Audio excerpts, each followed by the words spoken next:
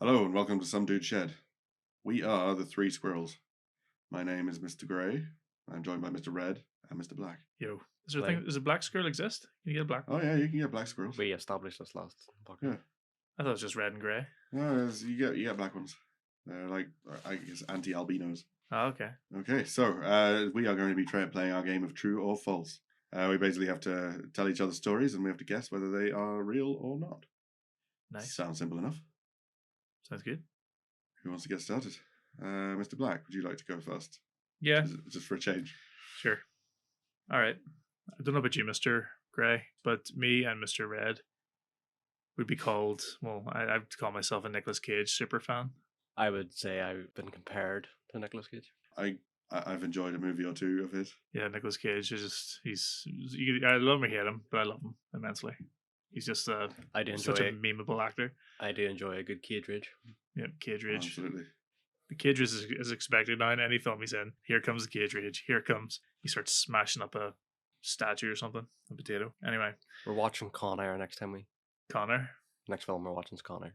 What did we watch recently? Was it Mom and Dad? Mom and Dad the other night we watched. Pretty funny. Yep. Not meant to be. And the one we watched recently, Willy's Wonderland, doesn't say a word throughout the whole film, No, it's just pure rage. but he screams while beating up it's like Five Nights at Freddy's. Yeah. Like him, it's basically like that. He works in this Willy's Wonderland place, like a Chuck E. Cheese or something. He's animatronics, but they come alive and murder people. But he's the caretaker in it. He takes on a caretaker job while his car's getting repaired. And you can imagine what happens next. But doesn't say a word throughout the whole film. Fantastic. Amazing. If he wasn't in it, the film would be pure shit. Anyway, this is called Nicolas Cage's Rude Awakening. I want to bear in mind, like Nicolas Cage, like outside of films, he's quite sort of outlandish. Like He's quite eccentric, isn't he? yeah, like he once bought like a really super, like I think he bought like America's Most Haunted Mansion just so he could write a horror novel. He also bought like a tombstone, like but it wasn't any tombstone. It was like a giant pyramid.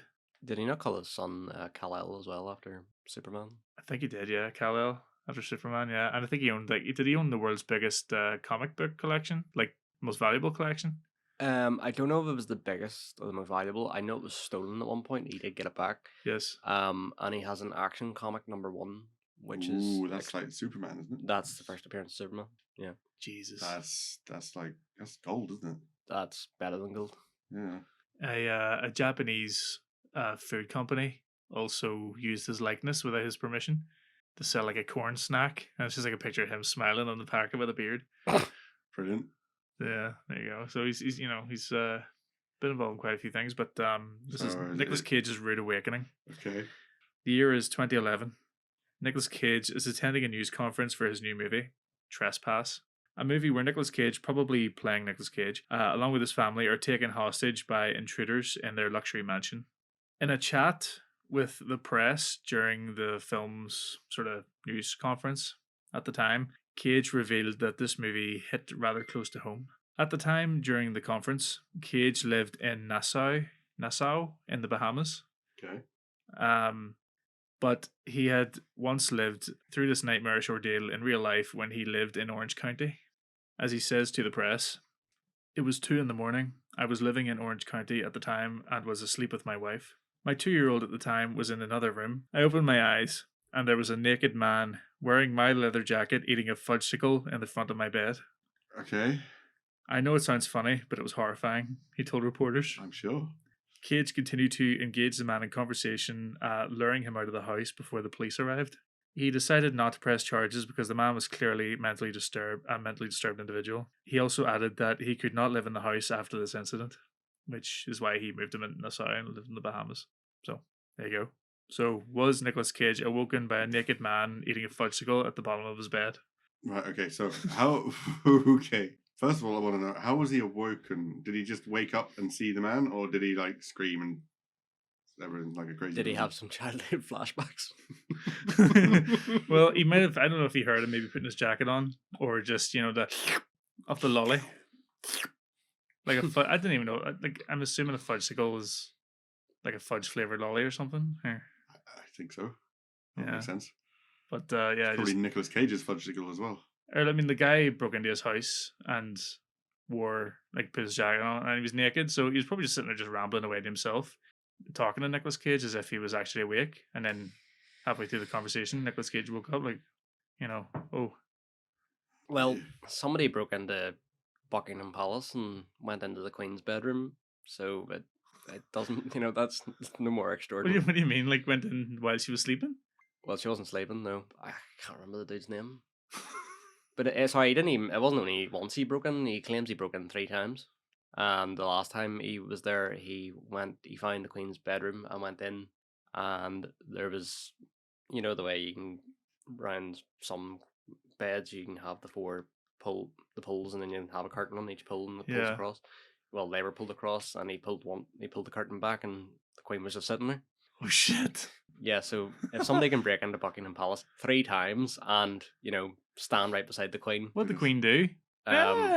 um, used the phone to try and call security, couldn't get an answer, and then see, Couldn't get an answer. couldn't get an answer. The royal security. Couldn't get an answer, Okay. but no. So the urban legend of this is she sat with the guy and had a conversation, but apparently the reality of it was he stood there, she sat there. It's like, who are you? What are you doing here? Tried to call security, didn't get an answer, so ran out of the bedroom and was running in the corridor, and her personal butler or footman or whatever it was, who was in the middle of bringing her corgis back from a walk. She shouted at him, "It's like there's somebody in my room, or something along those lines. Go and deal with him." Yeah, and he got arrested. Sounds like she handled it pretty well, considering she's 96 or whatever. Well, no, this was back in this was like 20 years ago. Oh, was it? Oh, Yeah, right. it's quite a long time ago. Not bad for someone who's 76. Well, I thought it was more than not bad for breaking into Buckingham Palace 3 times. Oh, that too.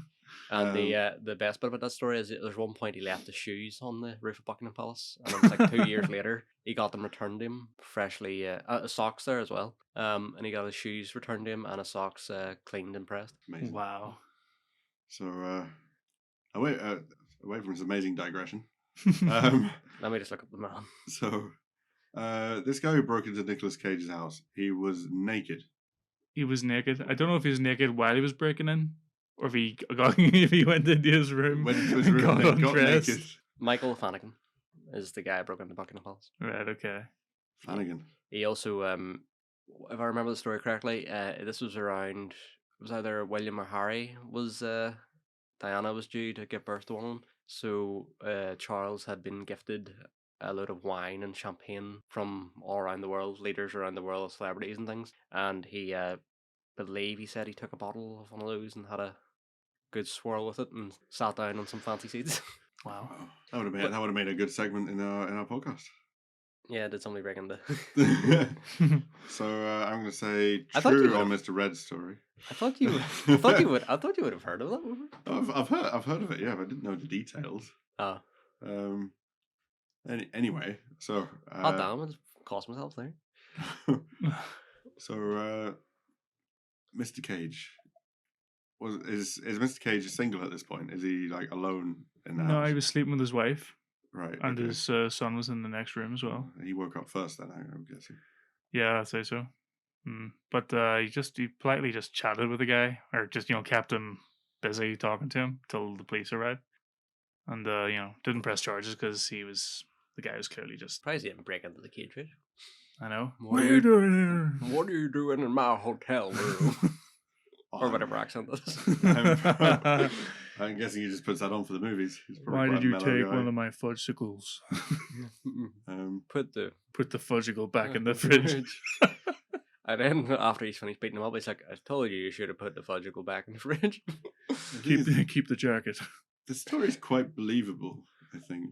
I can imagine Nicolas Cage thinking that he wouldn't press charges because the guy was clearly disturbed. I can It imagine probably that. wouldn't look good either, though. Wouldn't look good. Yeah, it wouldn't really. I mean, if the guy was kind of, at least I see. You don't really know what the guy was like as well. Like if he wasn't just sort of waving his willy around or something, like going, like, he didn't. He probably just didn't seem inherently threatening. So he's probably just like a Forrest Gump kind of guy. Just these fudgesicles are very nice, Mr. Cage. There's no way you can say that without being sounding creepy. No. But yeah, I know. I get what you mean. I mean, if they have a conversation, then clearly he knows them better than we do. Yeah, So, he's probably just glad to think, oh, thank God he's out of the house.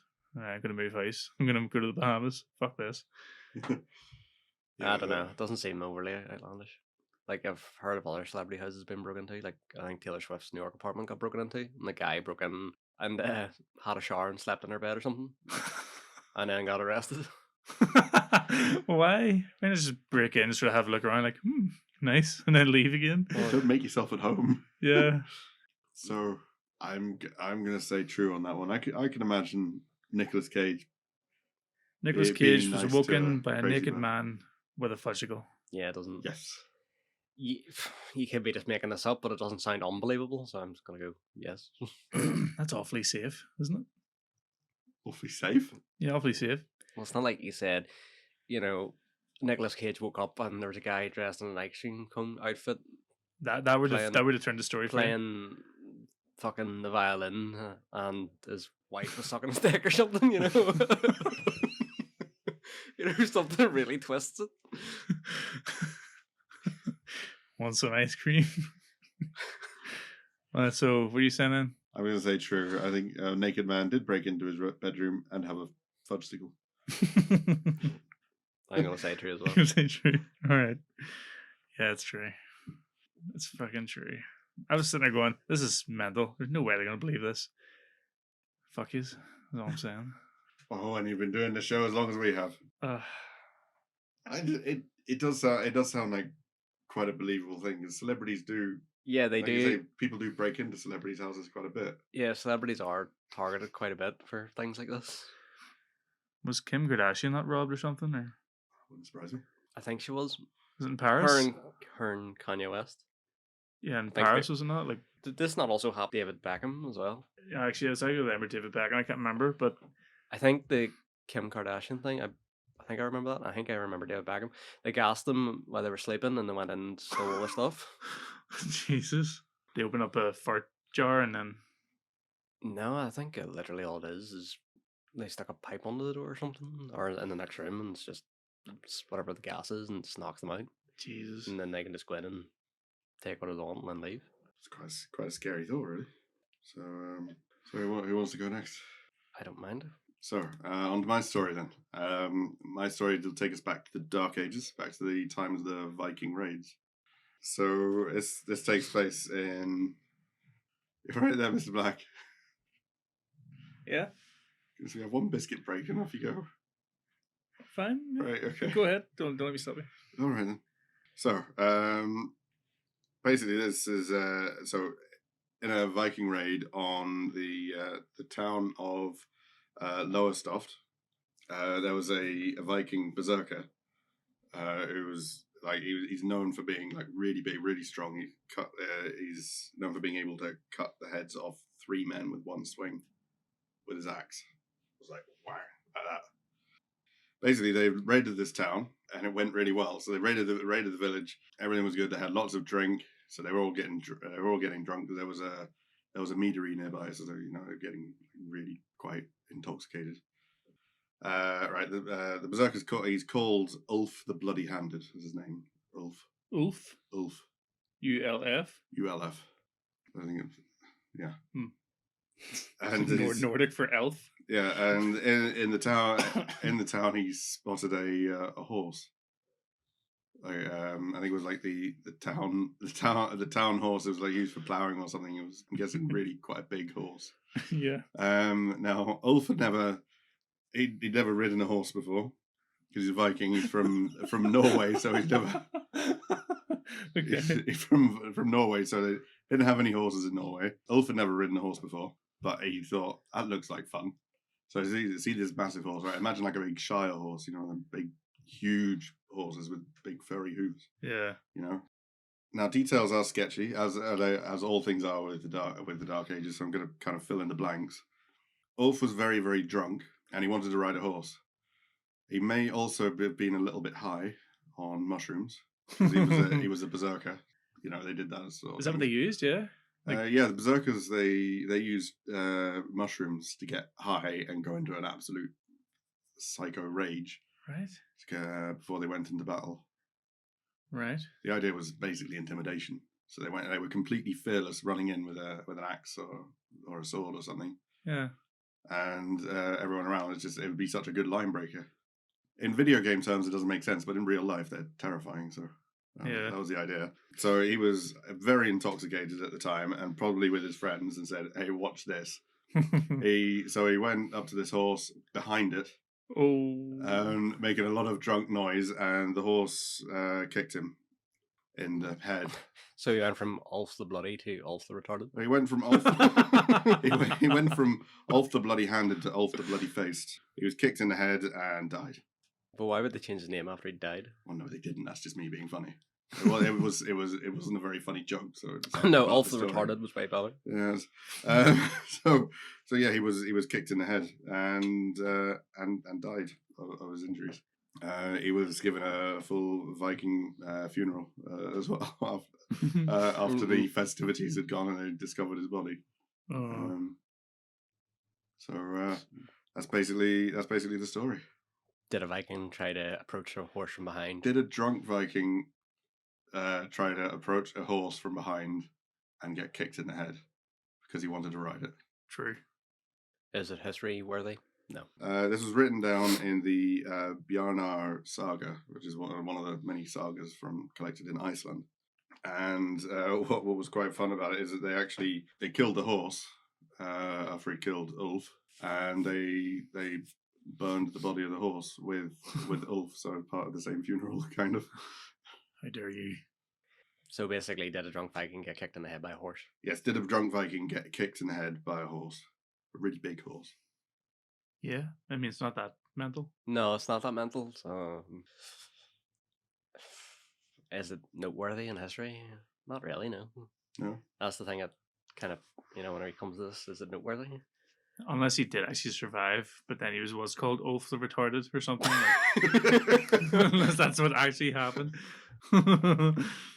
Or he's just perpetually just locked into berserk mode and just couldn't switch him off, so they had to put him in a cage or something. So you're saying? I think it's false based on the fact that it just doesn't seem noteworthy. True. You're going to say it's like poetic license, because these sagas are like written in poetic form. So, but anyway, yeah. So according to the historical records, which is the Bjarnar saga, did Ulf the Bloody Handed get kicked in the head by a horse while drunk and trying to ride it?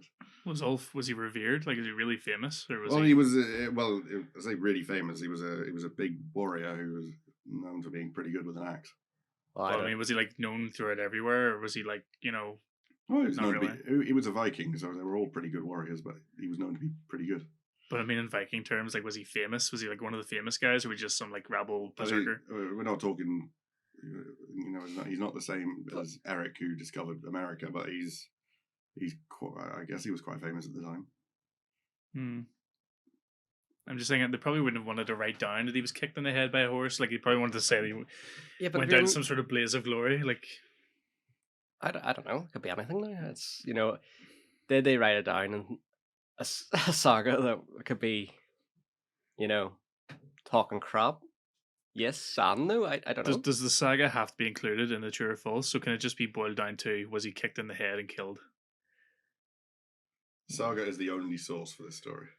Is it true that it's written down somewhere that somebody got kicked in the head and killed by a horse? Then probably. But then I'm thinking, if his record, they're probably like, no, we don't want to say just get kicked in the head. It's like, The thing that splits me on this, is it of historical note? No. Could it be written down in a fanciful story? Yes. I don't know. Yeah, but it's like, they probably just didn't. They probably wanted him to go out in a blaze, like, they probably just wanted. They probably didn't want to write. He got kicked in the head. It's like saying, oh, he lost his foot and fell off a cliff. It's not very heroic, is it? It's like, best to explain it here that these sagas are historians would consider this saga to be reasonably believable, reasonably historically accurate. Sure, I'll just say yeah, true. And what was the saga called? Bjarnar's saga. It's kind of like when you have to put down a dog if it bites somebody, Never heard of it. False. True, I'll say true, because... Well, I can tell you that this story is false. Fuck's sakes. Bjarnar's saga is a real saga, but it's actually from like medieval times, 1400s or something. So what actually happened to him? He didn't exist. Did the horse exist? I'm sure there were plenty of horses. There you go. So, moving on from this deep historical discussion, Mr. Red, what's your story? World War I. World War II. Nope. World War Three. Yep. Vietnam. Yep. Vietnam. Brilliant. So what's your Vietnam story all about? Well, my Vietnam story is all about stuff and things. Glow in the dark paint. Right. Okay. What? Glow in the dark paint. Glow in the dark paint. Right. Right. So basically, they use glow in the dark paint in Vietnam. True. 19... So anyway, right. Anyway, in 1962, during the Vietnam War, the Americans came up with a plan to drop glow in the dark paint / powder on the Viet Cong in order to spot them at night. They drop glow in the dark paint on hidden Now, enemy this is- positions. Hold on, this is gonna be one of those British shit. Oh, they planned to do it, but they never actually did it. Is it gonna be one of those No, they stories? did actually try to do it. Oh, hold on, they tried to do it or do it? Like, did they drop paint on dudes? Well, enemy positions. Mhm. Or even suspected enemy positions. Right, so basically, you know the hilltop outposts in Vietnam? There would be forward recon positions for artillery or artillery batteries Okay. on hilltops that they would use to support infantry positions when they were combing the jungle. Basically just giant hills, and they could fortify them and just have a little fort on top of the hills with either observation equipment or artillery guns at the top of them, and these would frequently be attacked by Viet Cong soldiers. Well, basically, these battles could take place over days, and what they would do is, well, what they tried to do is, initially, was use Douglas A-1 Sky Raider aircraft, which are propellered aircraft, so they're quite slow, as opposed to the jets. They bought them in, and effectively they were being used as crop dusters to drop glow-in-the-dark paint over where they thought the enemy were. Hmm. Obviously, if the paint starts moving around, Then you've got and a soldier. got an enemy soldier. Hmm. So they would have to drop this usually during the day because it's very dangerous to fly at night that low. So they drop this during the day over positions where they thought the enemy were, and then just wait till nighttime until it started moving, and then they have a target. Right. Okay. They tried this with, I can't pronounce that, radio. Well, it was basically radium-based radioluminescent paint / powder. So radioactive. paint. Radioactive glow in the dark paint. Yeah. Yeah, so you know the thing they used to paint the old. They used to use this to paint. Paint the sights on guns, didn't they? I can't remember if it was sights on guns, but they used to paint it on the compasses All right. and radioactive paint so it would glow at night. Used to do it on watches too. And watches as well was another thing they painted it onto. There was a whole thing about this. I think it was in the 70s or 80s. There was a whole thing people getting cancer from the women who used to paint these things started developing cancer from. Yeah. I think I remember also hearing something about someone whose job it was to paint watches. Yes. With the radium paint. They actually painted their teeth. So they would be nice and glowy and white and shiny. And it was all going great until her jaw fell off. Jesus. So radium's quite dangerous if you're exposed to it for a while. Yes. I imagine a little bit of radium paint on your watch would be okay, right? Like a little tiny dot on the gun would be fine. Like, Yeah. but these people probably have like massive tins. So it starts getting on your skin, I think that's a problem. Yeah. Or your teeth. Well, it was the Viet Cong, they didn't care. Yeah, okay. And plus it was 1962, they didn't know things were bad for you. No, and they had pretty bad record for environmental damage in the Vietnam War as well. Yes, Agent Orange is very good at the Agent example. Orange, napalm. Jesus. Anyway, that was one of the things they tried to use it for, was to support hilltop positions whenever they were under siege. So obviously you drop this during the day on where you think the enemy is concealed, and then at night, if things start moving around, you shoot at it. I wonder how many animals they killed doing it. Anyway, they also tried in landing zones, so if a helicopter raiding party came in and landed, they could come under attack. Again, these battles could take place over the course of days. They would try to do the same thing, where they thought enemies' positions were concealed, and then if they got in a firefight at night, they could see them coming. Same thing. They also tried to do this on the Ho Chi Minh Trail, where they would drop the paint on sections of what they believed were the road. If you don't know what the Ho Chi Minh Trail is, it's basically the main logistics road north of Vietnam, through Cambodia, Thailand, and then into the south to support VC fighters, get weapons and food and all of the such to them. They tried dropping this warm parts of what they believed to be part of the Ho Chi Minh Trail, and since the in the more dangerous parts, the VC only moved at night. They would see people that effectively block out parts of the glowing paint, and they could see this from there to confirm whether it was a trail that was being used or not. Hmm. True. You have to remember this is before thermal optics and everything. Well, they were experimental at the time, and I have seen photos of some guy testing out a thermal optics sight on an M16. The optics sight's near twice the size of the gun. Okay, what part of the Vietnam War was this? Was this the start or the end? 1962 is when they were trying to do Sort of this. near the start. Near the start. 1955 is when it started. Oh, okay. In 1975. It was actually really in the middle.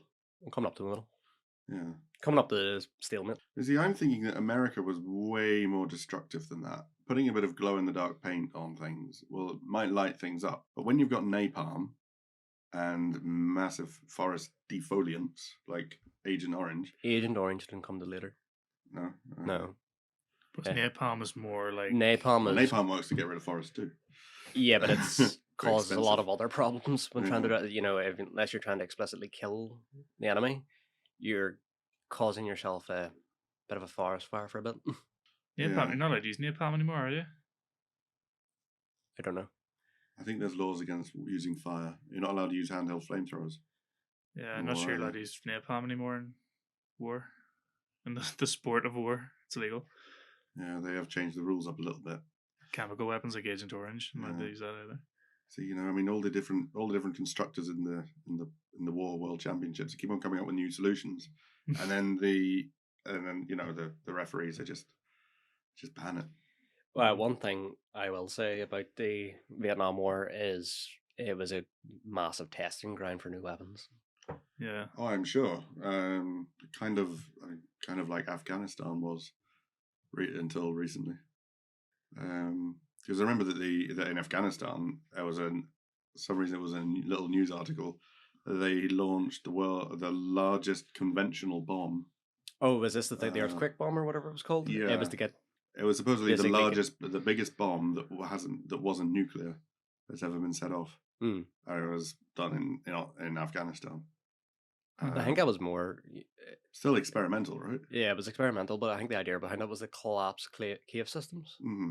Because the vibration from it would have been so violent. Are you talking about a bunker buster, or is this something else? No, this is something else. This was specially developed. Was it the? I don't know what's called. The king of all bombs or something silly it was called, and then the Russians went and demonstrated the mother of all bombs or something like that. Or no, or maybe it was vice versa. The mother of all bombs was the American one.